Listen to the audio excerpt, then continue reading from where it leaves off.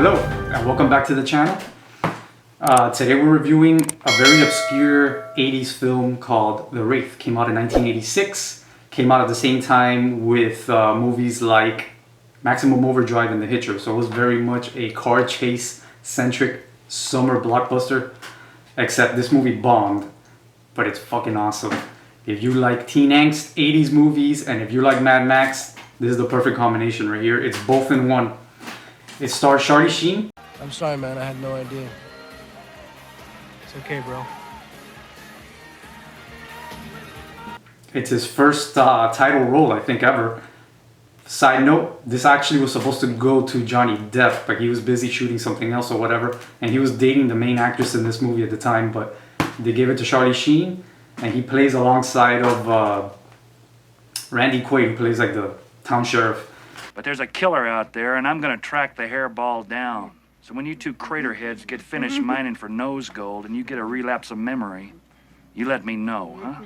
And this is basically a revenge movie with something very 80s sci-fi mixed into it, which they do a poor job explaining how, but basically the synopsis is Charlie Sheen is with his girlfriend doing the deed, and he gets murdered by the local gang.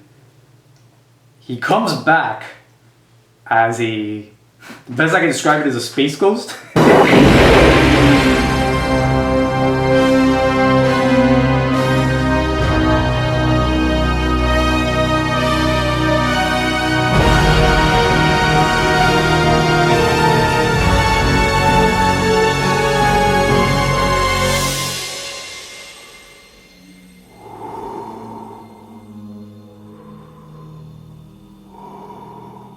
He comes back looking like Charlie Sheen, even though he didn't normally look like, he looked like a different person when he got murdered. But he comes back as Charlie Sheen with powers. He has a badass futuristic car that he guns everybody down with. It explodes and it can come back together.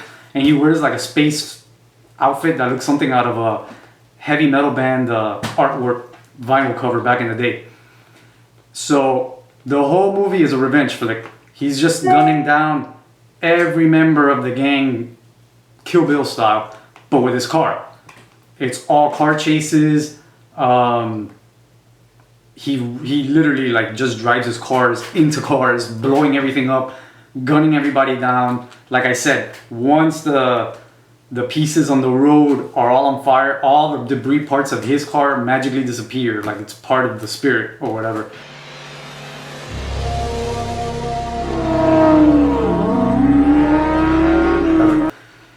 And everybody they find on the scene are missing their eyes. They're like blacked out and they're untouched. Oh, that's ugly, God. Kid ought to be dog meat.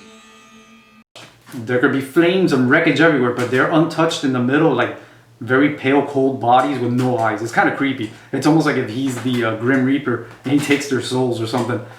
But it's a very 80s movie. Billy Idol soundtrack, very a lot of synth wave sounding score. It's a great short film if you really want to get an 80s kick. You don't need to have too much thinking going on. Turn off the brain and watch a good action movie. I highly recommend The Wraith. It's excellent. Like I said, it's very influenced by Mad Max 1 and 2. The camera angles, the way they shoot the cars, the way they do the stunts. As a matter of fact, if I'm not mistaken, I think a stuntman might have died doing one of the stunts here. It's a lot of big wrecks, a lot of wreckages like that were physically done. In those days, there was no CGI, so you see car on car porn pretty much going on the whole time. It was pretty amazing. Also stars Ron Howard's brother, Clint Howard, as this crazy eraserhead looking motherfucker who's like a car genius. He's the one that works for the gang and hooks up all their cars with the latest tech and revs up their engines with all the fuel, and they have like this badass hangout. A wraith, man! A ghost!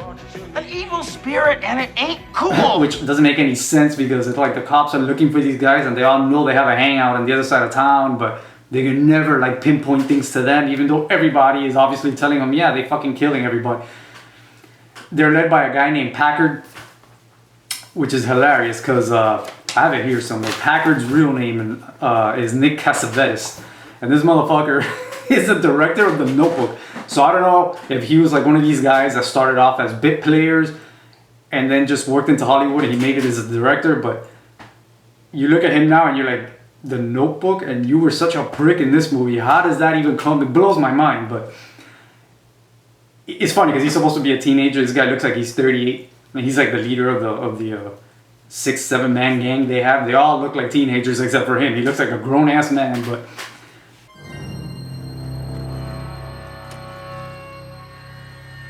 And when you love someone as much as I love you, after a while you feel nothing.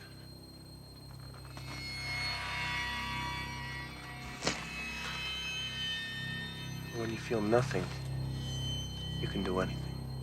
regardless, you gotta forget all that, turn it off, just let it go and watch this movie. It's action paced, it's fast paced, it's a short film. I highly recommend it. If you got nothing better to do and you're in the mood for some carnage with cars, a la Mad Max, we highly recommend The Wraith. It doesn't get enough attention, and I would always want to see somebody remake this movie with a bigger budget nowadays, but there it is, The Wraith. Highly recommend it. Go watch it. Okay, the first one, the Dragonfire Crossing wins!